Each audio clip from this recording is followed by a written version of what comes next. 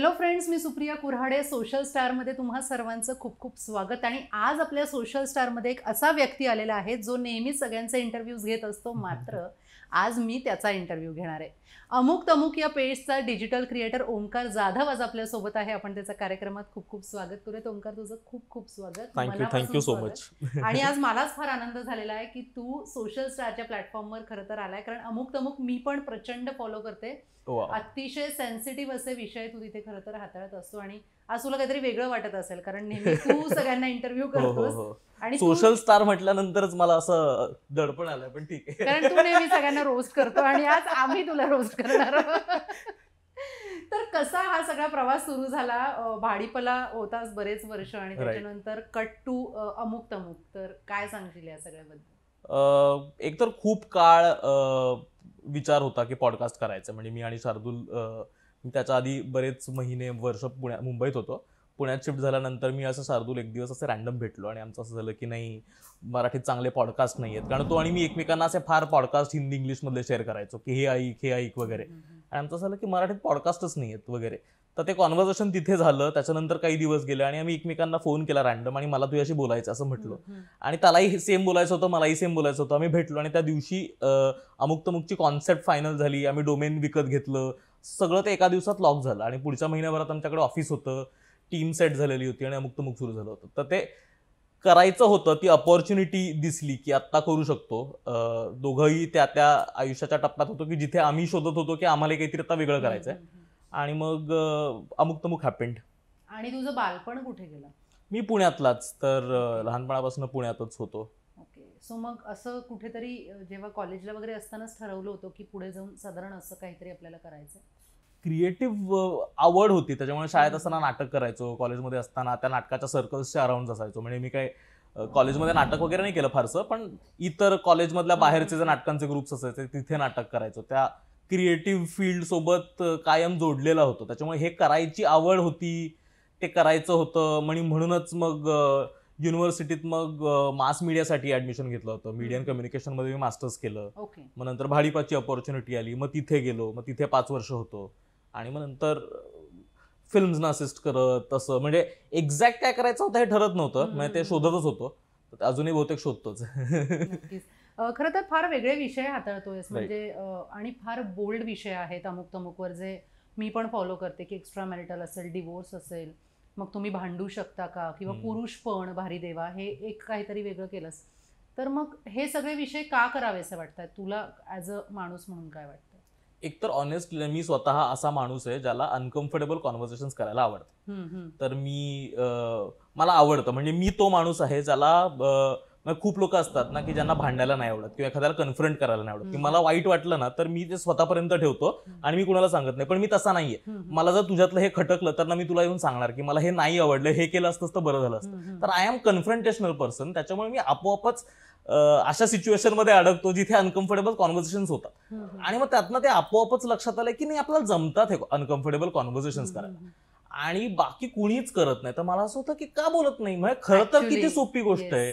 तर हे नाही आवडलं, हे नाही पटलं किंवा हे नाही बोलायचं, तर का नाही करायचं, तर मग बोलून बघूयात. तर ते त्याच्यातनं खरं तर सुरू झालं होतं. आणि ज्या दिवशी खरं तर अमुक तमुक कॉन्सेप्ट डेव्हलप झाली आणि आम्ही असं ठरवलं की मराठीत पॉडकास्ट करूयात, तर तो हा पहिला शो होता खुसफुस, जो अगदी जसा आत्ता आहे त्याच स्वरूपात पहिल्या दिवशी होता. की आम्हाला ठरवून अनकम्फर्टेबल कॉन्व्हर्सेशन्स करायचं होतं. आम्हाला ठरवून अशा गोष्टींना हात घालायचा होता जे कुणीच बोलत नाही. म्हणजे हे अगदी डोळसपणे जाणीवपूर्वक केलेली गोष्ट होती ती. तर त्याचं अचानक घडलं असं नाही. म्हणजे त्याचा रिस्पॉन्स जो येतोय तो अगदीच अनपेक्षित होता.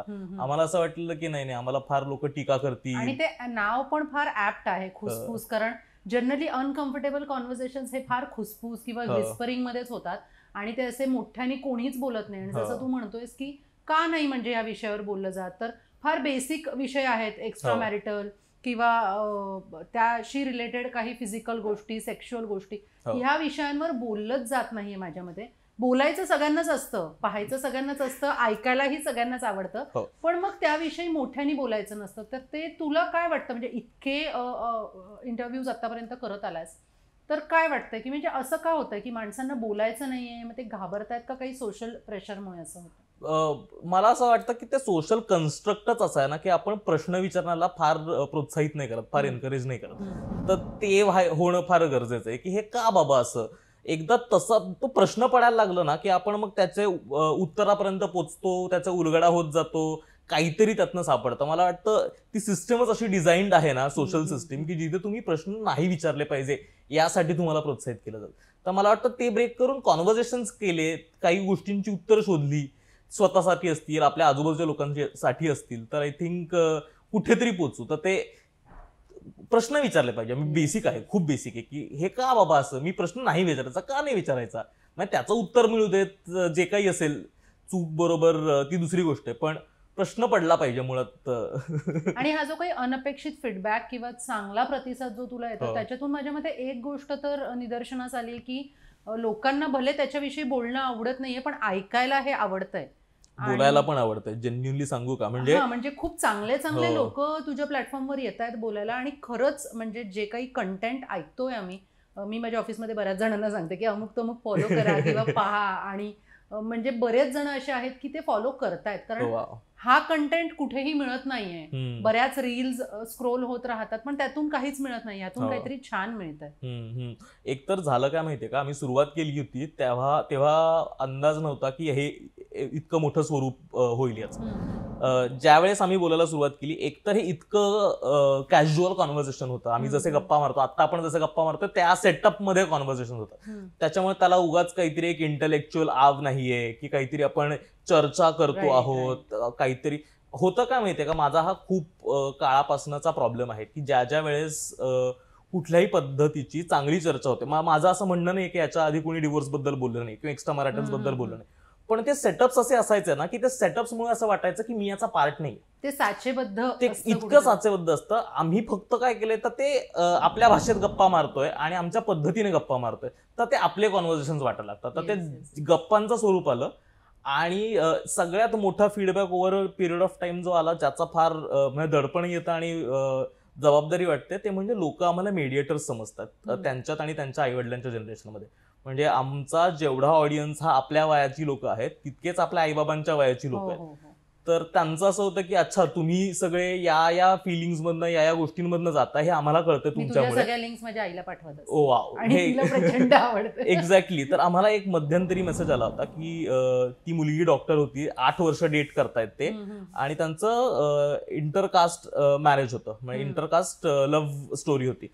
तर तिचं असं म्हणणं होतं की तुम्ही प्लीज हा एपिसोड करा, माझ्या घरचे ऐकत नाही, माझी आई तुमची फॅन आहे, मला तिला कन्व्हिन्स करता येईल लग्नासाठी, यासाठी एपिसोड करा. म्हणजे एक माध्यम झालं. हो. तर मला असं होतं की बापरे, हे खूपच मोठी जबाबदारी वाटतं. म्हणजे त्या उद्देशानं केलं नव्हतं खरं तर हे, पण खूप खूप पॉझिटिव्हली त्याचं तुझी किंवा शार्दूल, म्हणजे तुम्ही दोघं मिळून करताय. आज तो समहाव येऊ नाही शकला, पण दोघांची तुमची बोलायची शैली असेल किंवा ती पद्धत, जे गप्पा मारण्याचं स्वरूप, किंवा आत्ताही आपलं जे कॉन्व्हर्सेशन होतंय, काही इंटरव्ह्यूज असे फार, जसं आपण मगाशी म्हणालो की ते फार साचेबद्ध होत आहेत, त्याच्यामुळे ते क्लिक होत नाहीत कदाचित, किंवा मध्ये असं वाटतं अरे हे ठरवून हे स्क्रिप्टेडच केलेलं आहे. एकतर आम्ही इतक्या कॅज्युअल सेटिंग मध्ये करतो ना, म्हणजे सुरुवातीला याच्यामुळे खूप टीका पण झाली की हा कसा बसतो, कसा हसतो, आणि एवढी मोठी लोक आहेत त्यांच्याशी या पद्धतीने बोलतात का. मला वाटतं त्यांना ना काही प्रॉब्लेमच नाही, म्हणजे त्यांना खरं तर छान वाटतंय की कुणीतरी इतक्या कॅज्युअली इतक्या महत्वाच्या गोष्टींबद्दल बोलतंय. तुला माहिती का, हा जो काही सेटअप आहे तुमचा अमुक तमुकचा, तो मलाच इतका आवडलाय की मी म्हणजे मी माझ्या काही सिनियर्सशी बोलले की आपण या फॉर्मॅटमध्ये करूयात का इंटरव्ह्यू, कारण ते फार टिपिकल असंच बसणं, मग ते विशिष्ट हावभाव देणं, तर ते फारच प्लास्टिक होऊन जात आहे असं मला वाटतं. आणि तो फॉर्मॅट फार छान वाटतोय. थँक्यू. म्हणजे ते वर्क करतंय. एकतर ना, या 2-3 गोष्टी होत्या. एकतर बजेट कन्स्ट्रेंट्स होते सुरुवातीला, अगदीच नव्यानं काहीतरी करायचं होतं, त्याच्यामुळे परत करता येण्यासारखं मॉडेल तयार करायचं होतं. तर त्यासाठी ज्या काही घरातल्या गोष्टी जमवून जुगाड करून जे काही जमवता येईल ते केलं. छान घरगुतीच वाटतंय खरं. म्हणजे त्याचा उद्देश तो होता आणि ते आय थिंक वर्क करते. आणि सगळ्यात महत्वाची गोष्ट म्हणजे ना, त्या म्हणजे इतकं छोटा सेटअप असतो, इतकं लोकी वाटतं ना की आपण गप्पांमध्ये ऍक्च्युअल रमतो. म्हणजे जितका मोठा इंटिमिडेटिंग सेटअप असतो, मग आपल्याला आणखीन वेगळं दडपण येतं, काहीतरी सांभाळून बोलायला पाहिजे वगैरे, ते गेस्टच्या बाबतीतही होत नाही. त्यांनाही ते अच्छा आपण गप्पाच मारतोय, गप्पांमध्ये त्या फ्लो मध्ये होतं, त्यामुळे ते असं होतं की ठीक आहे गप्पांमध्ये जाणं. पण मग हे जेव्हा तुम्ही गेस्ट लिस्ट किंवा गेस्ट कोणाला बोलवायचं, कारण विषय हे फार गंभीरच आहेत, ते तुम्ही हसण्यावरी त्याचं कॉन्व्हर्सेशन किंवा त्या गप्पांमध्ये तुम्ही ते कॅरी करताय ते उत्तमच आहे, पण विषय हे फार गंभीर आहेत, तर मग ते कसे निवडताय विषय आणि गेस्ट? आता 2-3 वेगवेगळे फॉर्मॅट्स आहेत, तर त्या फॉर्मॅट्सनुसार आमचे विषय ठरलेले आहेत. म्हणजे द अमुक तमुक शो करतो जो मी आणि शार्दूल होस्ट करतो, तर ते आम्ही जवळपास मिलेनियल सेंटिमेंट आहे त्याचा. सगळ्या मिलेनियल सोबत निगडीत गोष्टी, म्हणजे भांडण कसं करायचं, आर्ग्युमेंट्स कशा करायच्या, रिलेशनशिप्स बद्दल बोलणं, तर या सगळ्या कॉन्व्हर्सेशन्स आम्ही द अमुक तमुक शो मध्ये करतो. खुसफुस हा फक्त अनकम्फर्टेबल कॉन्व्हर्सेशन साठीच आहे. नवा व्यापारामध्ये बिझनेस कॉन्व्हर्सेशन्स होतात. असे वेगवेगळे शोज, वेगवेगळे त्याचे शोजचे फोकसेस वेगवेगळे आहेत, तर त्या पद्धतीनं ते मॅनेज केले जातात.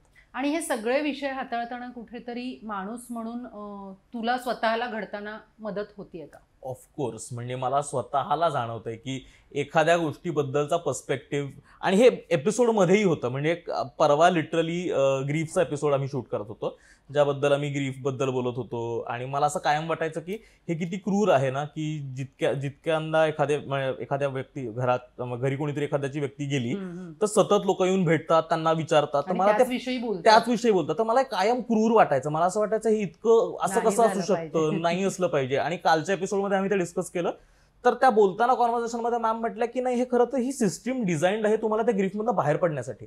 मी त्याला त्या पद्धतीने कधी पाहिलंच नव्हतं ना. आपलं मेंटल कंडिशनिंग तसं झालेलं आहे. हो, तर ते आपण प्रत्येक गोष्ट कसं हे चूक आहे, हे बरोबर आहे, मग हो किंवा नाही, किंवा ब्लॅक आणि व्हाईट याच्यातच बघायला जातो. एक ते साचेबद्ध किंवा तसंच मेंटल कंडिशनिंग आपलं हे लहानपणापासून झालंय की तुम्ही हे अमुकच करायचं, हे तमुकच करायचं, आणि म्हणून माझ्या मते अमुक तमुक फॉर्म झालाय. ऍब्सोल्युटली तेच, एक्झॅक्ट तेच कारण आहे. तर काय सांगशील, म्हणजे हे मेंटल कंडिशनिंग का झालं असावं, आणि ते म्हणजे आता ते खरं तर नसावंच, कारण आता आपण मेंटल लेवलला इतके पुढे आलेलो आहोत ऍज अ युथ म्हणून, ऍज अ मिलेनियल्स म्हणून आपण जे पाहतोय. काय वाटतं तुला ह्या सगळं? ते कसं आलं, काय आलं, म्हणजे त्याची खूप अनेक कारणं असू शकतील मला वाटतं. आणि ते जेवढं सोशल आहे तेवढंच पॉलिटिकल पण आहे, म्हणजे खूप मल्टी लेअर्ड आहे ते. असं त्याचं काही एक उत्तर असू शकत नाही. मला असं वाटतं फक्त आता आपल्याकडे ती अपॉर्च्युनिटी आहे ना, जिथे आपण प्रश्न विचारू शकतो, कॉन्व्हर्सेशन्स करू शकतो, ते केले पाहिजेत. असं आता तो काळ राहिलेलाच नाहीये की, आणि आपण नाही पण, जसं जनरेशन नवीन येतंय तसतसे आपण प्रत्येक गोष्टीला क्वेश्चन करतोय. म्हणजे मला वाटतं ही खरं तर खूप चांगली गोष्ट आहे. भलेही तुम्ही परत कदाचित त्या जुन्या धारणांकडे जाल, म्हणजे तुम्ही प्रश्न विचारून खरं तर तुम्हाला कदाचित तीच उत्तरं सापडतील जे तुम्ही धारणा सेट होत्या, आणि तीच उत्तरं तुम्हाला सापडतील. पण तुम्ही ऍटलिस्ट त्या शोधात तरी जाता ना, की हे उत्तर मला सापडलंय, हे काय मी फक्त कोणाच तरी ऐकतोय म्हणून ते नाहीये. आणि ते का आहे, म्हणजे त्या उत्तराच्या मागे काय रिझन्स आहेत. कारण लहान मुलं आपण जसं म्हणतो की प्रश्न विचारतात. माझी मुलगी मला खूप प्रश्न विचारून भंडावून सोडते. मग माझ्या नवऱ्याचं म्हणणं असं नाही, तिला योग्य तेच उत्तर दिलं पाहिजे. कारण आपण एखादी गोष्ट लपवण्यासाठी आपण आता चुकीचं उत्तर देतो, पण मग त्यांचा तो प्रश्न सुटत नाही. म्हणजे आपण आपल्या आई वडिलांपासूनच ती सुरुवात करायला हवी, की प्रश्न विचारणं हे फार गरजेचं आहे. त्यातूनच माझ्या मते काहीतरी आपल्याला. हो, आणि ती क्युरिओसिटी मला वाटतं खूप, म्हणजे आम्ही परवाच गप्पा मारत होतो, म्हणजे ते थोडंसं मेटा होऊन जाईल, पण ह्युमन्स वेगळे आहेत कारण ते क्युरियस आहेत ना, आणि त्यांना उत्तरं शोधायचे, त्यांना प्रश्न पडतात. जर तुम्ही स्वतःला विचार करू शकतात, आणि त्यांना काहीतरी मुळाशी जायचंय की आता माझ्या डोक्यावरती आता पाणी पडतंय, तर मी मांजर असतो तर कदाचित फक्त बाजूला निघून जाईल. मी माणूस आहे म्हणून मी कुठून पाणी येतंय, त्याचा पाण्याचा सोर्स काय, मग ते का गळतंय, ते रिपेअर करतंय, ह्या सगळ्याचा विचार मी करू शकतोय. आणि जर प्रश्न नाही पडला तर मी इतर प्राण्यांसारखाच जगीन ना. तर ते मला वाटतं हे नाही विसरलं पाहिजे आपण, की आपण क्युरियस आहोत, आपण माणूस जरा हे. तू इतकं डिजिटल कंटेंट तुझ्या आणि शार्दूलकडून आता क्रिएट होत आहे सोशल प्लॅटफॉर्मवर, तर तुझ्या लेखी डिजिटल कंटेंट म्हणजे काय वाटतं तुला? प्रत्येकासाठी तो वेगळा आहे एकतर, आणि प्रत्येक काइंड ऑफ कॉन्टेंटसाठी एक ऑडियन्स आहे. तर आता आम्ही ज्या पद्धतीचा कॉन्टेंट करतोय, कदाचित त्याच्यासाठीचा ऑडियन्स म्हणजे आम्हाला माहितीही नाही अजून तो तयार झालाय का, खूप वेगळा आहे. आम्ही तोही अजून शोधण्याचा प्रयत्न करतोय की कोण नक्की बघतंय, काय पद्धतीची लोक बघतात. तर प्रत्येक काइंड ऑफ कॉन्टेंटसाठी ऑडियन्स आहे. तर ते, आणि प्रत्येक जण वेगवेगळ्या गोष्टींसाठी ते सीक करताय. तर आता इतक्यांदा लोक इंस्टाग्राम आणि ऑनलाईन प्लॅटफॉर्मवरती, आता तिकडे काहीतरी इंटरेस्टिंग ऐकायला वाचायला मिळतं तर ते बघूयात म्हणून आहेत. काही लोक फक्त विरंगुळ्यासाठी आहेत. तर ते प्रत्येकासाठी वेगळं आहे मला वाटतं. आणि हे वेगवेगळेच अनुभव आहेत. कारण मी स्वतः लिहिते, पण एक मध्यंतरी असा अनुभव आला की जेव्हा तुम्ही फोटो टाकता तेव्हा फारच चवीने लोक पाहतात तो फोटो. मुलींचे तर फारच जास्त. पण जेव्हा तुम्ही लिहिता, तीच मुलगी जेव्हा लिहिते तेव्हा तो ऑडियन्स फारच कमी झालेला छे, असतो. हो. म्हणजे तुम्हाला वाचायचंच नाहीये किंवा तुम्हाला but that's a good filter ना की actually that's a good filter. I apply those filter. म्हणजे फोटोवरती टाकणाऱ्या फिल्टर पेक्षा तो बरा आहे ना, की Yes, जो yes, ऍक्च्युअली yes. तुझी पोस्ट हो. वाचून त्याच्यावर कॉमेंट करतोय. हो, आय हो, थिंक हो. आणि तेव्हा कळतं की yes this is the audience what we want किंवा जो राईट. ऑथेंटिक ऑडियन्स आहे. सामाजिक प्लॅटफॉर्म, सोशल प्लॅटफॉर्मवर तू सामाजिक विषय हाताळतोयस, खरं तर खूप रिस्की पण आहे, खूप बोल्ड विषय हाताळतोयस, तर कुठेतरी भीती वाटते का तुला की हा विषय आपला एक्सेप्ट होईलच का नाही, का मग ह्याचे काही निगेटिव्ह रिपरकेशन्स येतील असं वाटतं तुला कधी? भीती कायमच वाटते. म्हणजे एकतर सुरुवात केली होती आम्ही, म्हणजे सुरुवात म्हणूनच अशा विषयांपासून केली की ज्याच्याबद्दल थोडा सोशल एक्सेप्टन्स आहे, म्हणून आम्ही मेंटल हेल्थ आणि सोशल मीडिया बोललो, मग इतर काही विषय हाताळले. तर आम्ही अंदाजच घेत होतो की हे म्हणजे काय, एकतर ऑडियन्स आहे आणि नव्यानं त्यांना आम्ही काहीतरी असं देतो जे कुणी नाही केलेलं, तर त्यांना हळूहळू करून एक एक डोस देत मग आणखीन त्या हार्डर सवय कॉन्व्हर्सेशन्सकडे लावून. जाणं, हां. हाच उद्देश. पण आम्ही होतं हे की आम्ही एक्स्ट्रा मराठलचा एपिसोड केला होता आणि त्यात खरंच खूप वेगळे जे काही आपले अगदी सोसायटीचे व्ह्यूज आहेत त्याच्यापेक्षा वेगळे व्ह्यूज मांडले होते, की त्याच्यातून कसं खूप वेगवेगळे पॉलिएमरीज कंगोरे, आणि मोनोगमस रिलेशनशिप्स चॅलेंज केल्या होत्या वगैरे, असं फारच इंटरेस्टिंग कॉन्व्हर्सेशन होतं खरं. आणि आम्हाला माहित नव्हतं त्यासाठी लोक तयार आहेत का ते ऐकण्यासाठी. तर आम्ही एपिसोड झाल्यानंतर आमच्या काही जवळच्या मित्रांना पाठवलं. आम्ही स्वतः ऑफिसमध्ये ते 2-3दा पाहिले. मग ते काय पद्धतीने रिसीव्ह होत आहेत, आम्ही प्रत्येकाचा वेगवेगळा पर्स्पेक्टिव्ह समजून घेतला काय आहे. आणि मी माझ्या आईला दाखवलं, म्हणजे वेगळ्याच ऑडियन्सचा त्याच्यावरती पर्स्पेक्टिव्ह घेतला, मैत्रिणींना दाखवलं. आणि मग साधारण आम्ही मग फायनल केलं की हे नरेटिव्ह बेटर आहे त्यासाठी. तर जसंच्या तसं आम्ही शूट नाही करत, तर ऑडियन्सला जे पचेल रुचेल, म्हणजे काही गोष्टी त्यात खरंच अशा असू शकतात की नाही पटत आहेत. काही काही वेळेस गेस्ट पण अशा काही गोष्टी बोलतात ज्या आमच्या आयडियोलॉजीला नाही पटत. तर आम्ही त्यांना सांगतो की हे आपण बोललोय खरं तर एपिसोडमध्ये, पण ते कदाचित नाही ठेवता येणार कारण ऑडियन्स तितका सेन्सिटिव्ह नाहीये. तर ते थोडं फिल्ट्रेशन करावं लागतं. पण ती भीती आणि जबाबदारी, भीतीपेक्षा जबाबदारीच जास्त आहे की कोणाचे सेंटिमेंट्सनी दुखावले गेले पाहिजे, त्यातनं काही वेगळं बाहेर नाही गेलं पाहिजे. आणि इंटेंट याचा खरं तर इतकाच क्लिअर आहे की चांगले कॉन्व्हर्सेशन्स करायचे आणि त्याच्या मुळाशी जायचं, म्हणजे का आहे हे समजून घ्यायचं. फक्त क्युरियस कॉन्व्हर्सेशन्स हा उद्देश आहे. त्याच्यामुळे इंटेंट तेवढाच असल्यामुळे त्यातनं वेगळं काही येईल असं वाटत नाही. माझ्या मते खूप माणसांशी बोलल्याने आणि खूप वाचन केल्यानेच आपल्याला हा कंटेंट मिळू शकतो. हे सगळं करत असताना, ही सगळी प्रोसेस होत असताना कुठेतरी निगेटिव्ह कमेंट्स येत आहेत किंवा काही निगेटिव्ह फीडबॅक येतोय तुला? निगेटिव्ह फीडबॅक माझ्या हसण्या बोलण्यावरती फार येतं खरं तर, की हा कसा हसतो. म्हणजे मी जेन्युनली, पण तू छान हसतोस. थँक्यू. म्हणजे मी माणूसच असा आहे की मला जी गोष्ट रिलेट होते ना, मला ती लगेच हसायला येतं त्याच्याबद्दल. म्हणजे आता समोर कोणीतरी काहीतरी गेस्ट बोलतात आणि ते म्हटले की हे असं असं होतं लोकांच्या आयुष्यात, आणि ते मी सगळे कॉन्व्हर्सेशन करताना मी स्वतःला बघतो त्याच्यात, हे माझ्यासोबत कुठे होतंय आणि मला रिलेट झालं की मला हसायला येतं. तर ते आयसोलेशन मध्ये बघितलं तर लोकांना वाटू शकतं का बावळट आहे का, का हसतोय. किंवा मग काही जणांना मे बी असंही वाटत असेल की हा माणूस इतक्या गंभीर विषयावर याची खिल्ली उडवतो, असंही होतं. मग आता मला ते लक्षात यायला लागले की कदाचित त्याचा अतिरेक झाला तर त्यांना असं वाटू शकतं, पण आता हळूहळू लोकांना त्याची सवय व्हायला लागली. पण ते सोडल्यास खरं तर फार निगेटिव्ह फीडबॅक नाहीये. म्हणजे फक्त कसा बोलतो, हसतो, कसा बसतो हे सोडल्यास तसा काही फार निगेटिव्ह फीडबॅक नाही. म्हणजे जो काय आहे तो आतापर्यंत पॉझिटिव्ह आहे. आणि ओव्हरऑल अमुक तमुकला घेऊन काही निगेटिव्ह फीडबॅक किंवा मग काही खूप छान पॉझिटिव्ह फीडबॅक? पॉझिटिव्ह फीडबॅक खूप आहे. म्हणजे तो अक्षरशः 98% पॉझिटिव्ह आणि 2% निगेटिव्ह असा इतका त्याचा रेशो आहे. आणि निगेटिव्ह आणि एकतर ना, म्हणजे आता आम्ही याच्या आधी पण मी शार्दूल दोघेही इतर प्लॅटफॉर्मसाठी सोशल मीडियात आणि कॉन्टेंटमध्ये काम करायचो. तर उद्देश कळतो आता. म्हणजे एक माणूस जर टीका करतोय तर तो का करतोय टीका आणि कसं करतोय याच्याकडे हल्ली फार लक्ष न देता काही जणांना मजाही येते माझ्या मते. हा, तर आपण फक्त इंटेंट बघायचं. म्हणजे बऱ्याचदा ना, हे आता ते हसण्यावरती किंवा इतर गोष्टींवरती ज्यावेळेस लोक टीका करतात त्यावेळेस त्यांचं म्हणण्याचा उद्देश असं असतं की हे आमच्यासाठी फार महत्वाचे आहेत, आम्ही स्वतःला त्यात बघतो आणि तू हसलास की आम्हाला वाईट वाटतं. तर आता मला ते सेंटिमेंट लक्षात आलंय की त्यांचं म्हणणं हे नाही की तू हसू नकोस, त्यांचं असं म्हणणं की ह्या इतके नाजूक विषय आहेत तर ते मला त्रास होतो बाबा, मी स्वतःला ज्यावेळेस त्यात रिलेट करतो. पुन्हा तेच आहे की ते ठरवून किंवा ते स्क्रिप्टेड नसल्यामुळे तुझी ती इम्प्रॉम्प्टू रिॲक्शन असते त्यावेळेची. सो त्याची माझ्या मते सवय होईल ऑडियन्सला. होईल. हो. आणि ट्रोलिंग विषयी तुला काय वाटतं? मी आता मगाशी तेच म्हणतो, मी तेच कंटिन्यू करतो. महत्त्वाचा भाग आहे ट्रोलिंग. इंटेंट आहेत, खूप ट्रोलर्स आहेत की एकतर वेड्यासारखं सुरुवातीला आमच्या वरती टीका व्हायची की काय बायकी कॉन्व्हर्सेशन्स करतात, काय बायले आहेत आणि काय शहरी कॉन्व्हर्सेशन्स करतात. मला असं वाटतं की लेट्स गेट ओव्हर इट नाव. म्हणजे मला त्या कॉमेंटला सुद्धा अटेन्शन द्यावं इतक्या तर महत्वाच्या वाटत नाहीत. आणि फक्त सेन्सिटिव्ह कॉन्व्हर्सेशन्स करतोय म्हणून ते एका पद्धतीचे आहेत आणि मग मी आता उद्या जर जिम कॉन्व्हर्सेशन्स करायला लागलो तर मी मॅस्क्युलिन होणार का? म्हणजे कॉन्व्हर्सेशन मधनं तुम्ही फेमिनिटी आणि मॅस्क्युलिनिटी ठरवणार आहात का? मला हे फार मजेशीर वाटतं. ते फार मजेशीरच वाटतं. तुम्ही काय पॉइंट ऑफ व्ह्यूने त्याच्याकडे पाहताय हे जास्त माझ्या मते महत्वाचं ठरतं. आणि मग हे सगळं करत असताना जेव्हा तू विषय निवडतोयस मग तो तुला असं वाटतं की तो गंभीरच असावा किंवा तो तितकाच सेन्सिटिव्ह असावा?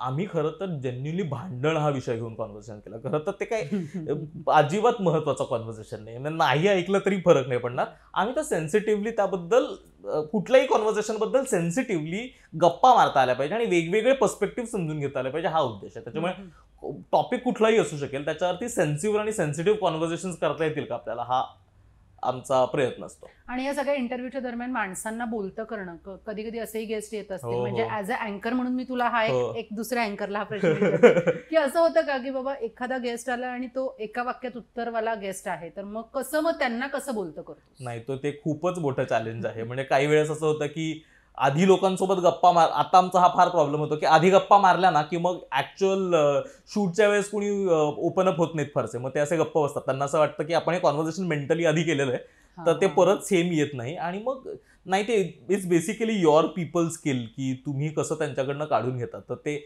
बऱ्याचदा त्यात खूप वेळ जातो. पण बेसिक वॉर्मअप करायला लागतं तुम्हाला. त्यांच्या फेवरचं काहीतरी विचारलं की मग ते खुलतात. तर ते असं अंदाज घेऊनच करावं लागतं. खूप पेशन्स, खूप डेलिकेट काम आहे. आणि ते येस म्हणजे मलाही त्याचा अनुभव आहे. आणि पुढे काय आता नवीन ठरवलंयस? म्हणजे अमुक तमुक तर चालूच आहे, पण तरी काहीतरी वेगळं, अजून काही वेगळं? आता अमुक तमुक मध्येच आम्ही मेंटल हेल्थ ची एक स्पेशल सिरीज करतोय. 10 ऑक्टोबरला मेंटल हेल्थ डे असतो. तर म्हणजे त्याचा अजेंडाच आहे की मेंटल हेल्थ बद्दल बोलताना सगळेजण डिसऑर्डर्स बद्दल बोलतात, अँझायटी, डिप्रेशन, स्किझोफ्रेनिया वगैरे वगैरे, आणि इमोशन्स बद्दल कोणी बोलत नाही. म्हणून आम्ही 5 इमोशन्स घेऊन एकेका इमोशनवर एक एपिसोड केला, तास-तासभराचा. तर तसा प्रयत्न आतापर्यंत कुणी नाही केला. तर ते त्या पद्धतीचं एक फक्त इमोशन्सवरती, फक्त रागाबद्दल बोललोय अख्ख्या एपिसोडमध्ये वगैरे असे कॉन्व्हर्सेशन्स आहेत. आणि ते झाल्यानंतर पुढे खरं तर लाईव्ह हे कार्यक्रम करायचे आहेत. म्हणजे खूप लोकांचे आता मेसेजेस येतात की तुम्ही लाईव्ह या, आम्हाला पण तुमच्या कॉन्व्हर्सेशन्सचा पार्ट व्हायला आवडेल, त्यांना पण गप्पा मारायच्यात या गेस्ट सोबत. तर तो विचार आहे की लाईव्ह करता यावे हे कार्यक्रम आणि आणखीन वेगवेगळ्या राज्यात, वेगवेगळ्या ठिकाणात जाऊन गप्पा मारता. छानच होतील हे सगळे. शुभेच्छा तुला मराठीकडून. थँक्यू. आणि छान गप्पा आपल्या रंगल्या, खूपच छान झाला कार्यक्रम. एक थेरपी होती ओमकारशी गप्पा मारणं म्हणजे. आज आपण सोशल स्टार मध्ये इथेच थांबणार आहोत. आपण पुन्हा भेटणार आहोत एका नवीन गेस्टसह. तोपर्यंत नमस्कार.